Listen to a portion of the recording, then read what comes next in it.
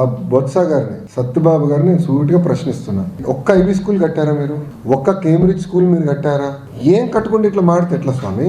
ఎక్కడుంది? Where is your school? Where is your IB school? Where is your Cambridge school? అయినా కట్టకుండా నేను reverse చేశాను డెసిషన్ అంటారేంటి? నాకు అదే విచిత్రంగా ఉంది. ఇప్పుడు సిబిఎస్ఈ ఎగ్జామినేషన్ సార్, ఇప్పుడు పిల్లలు రెడీగా లేరు. 90% పిల్లలు ఫెయిల్ అయ్యారు. 10వ తరగతిలో ఆడపిల్లలు ఫెయిల్ అవుతే ఆ వయసులో పెళ్లి చేస్తారు సార్. అక్కడ సోషల్ ఇష్యూస్ ఉంటాయి. ఇన్ని మేము గమనిస్తున్నాం. చాలా కేర్ఫుల్గా తీసుకుంటున్నాను నిర్ణయాలు.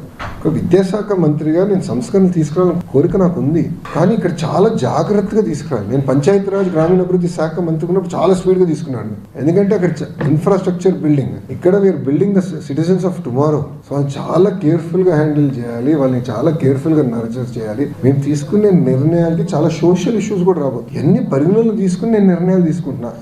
ప్రతి నిర్ణయం నేను చర్చిస్తున్నా, యూనియన్స్తో చర్చిస్తున్నా, అదేవిధంగా ప్రజలతో చర్చిస్తున్నా. మేము సర్వేలు పెడుతున్నాం, ట్విట్టర్లో ప్రశ్నలు అడుగుతున్నా.